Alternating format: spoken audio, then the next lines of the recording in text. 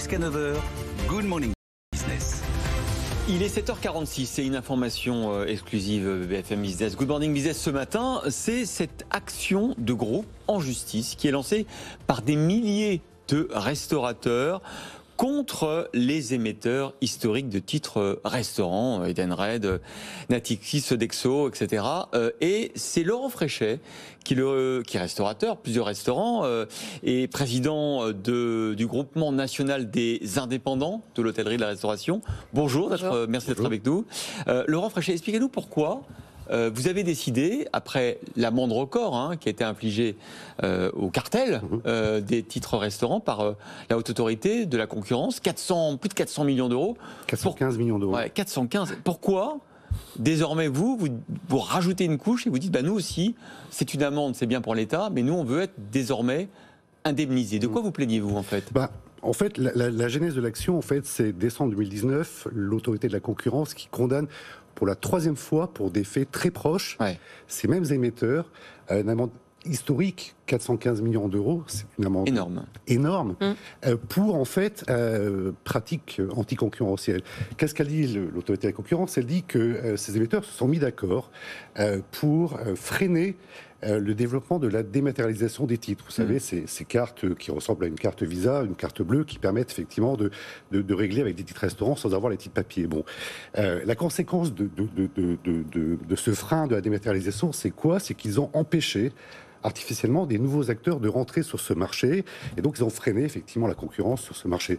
Le marché des titres restaurants en France, c'est 7 milliards d'euros, c'est quand même un joli pactole. Et donc vous estimez d'avoir été lésé sur les commissions ? Oui, parce que en fait, très clairement, le préjudice pour les professionnels, c'est quoi ? Alors pour les restaurateurs, mais aussi pour les boulangers, pour les charcutiers traiteurs, pour tous les commerces qui acceptent les acceptants de titres restaurants, c'est en fait très certainement, en tout cas c'est ce que nous allons devoir démontrer devant un tribunal de commerce de Paris, c'est le fait que les commissions ont été maintenues à un taux artificiellement élevé. C'est quoi le taux aujourd'hui ? Écoutez, le taux moyen, alors vous avez autant de taux pratiqués par ces émetteurs qu'il y a de restaurateurs en France, ou presque. Mais grosso modo, le taux moyen sur les titres papier était de l'ordre de 3,5%. Il est de 4,5% aujourd'hui sur les titres dématérialisés.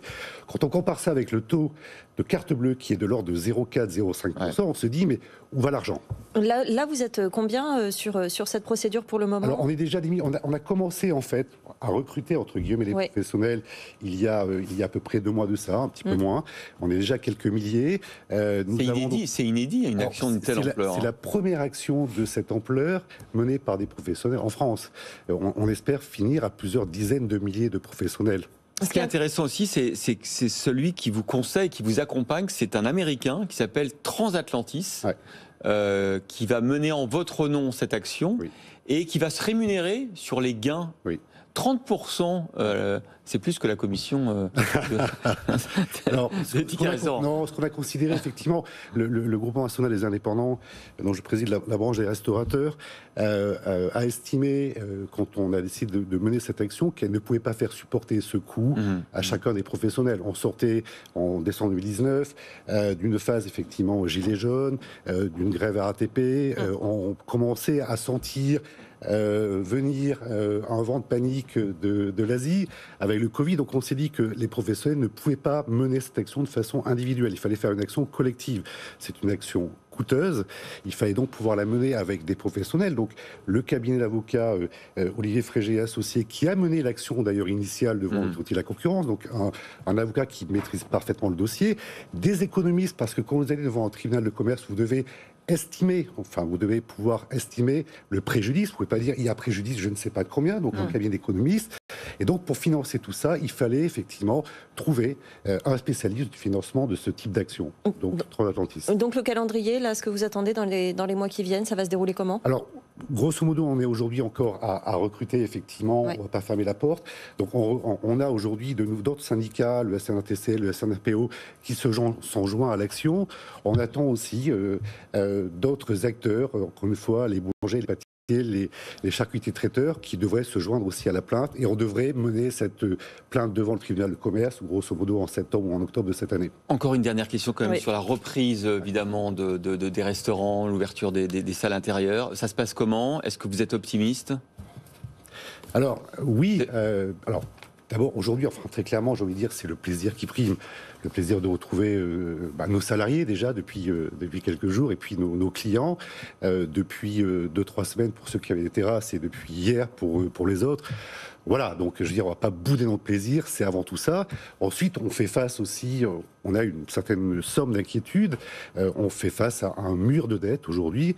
On a parlé beaucoup du PGE, mais il faut aussi savoir que depuis qu'on est rouvert, les loyers qui avaient été, pour certains, mis de côté sont de nouveau exigibles. Et moi, je tiens juste à ouvrir une parenthèse très rapide, mais très peu de bailleurs ont fait l'effort. Enfin, je veux dire, oui. On a beaucoup entendu parler de la financière Facebook qui a offert des loyers, énormément de franchises de loyers à ses locataires. Des groupes comme Alliance ou des bailleurs sociaux comme la Ville de Paris ont aussi, au cas par cas, offert des loyers. Mais la majorité des bailleurs n'a fait aucun effort sur les loyers de ses locataires. Il va falloir beaucoup travailler effectivement dans les semaines et les mois qui viennent. Ce que vous nous dites, c'est que la reprise, la vraie, ce sera septembre, avec l'absence des touristes étrangers, les Parisiens qui vont partir. Une partie de la France va travailler effectivement cet été. Effectivement, la France qui est ouverte, le littoral, la montagne, la campagne.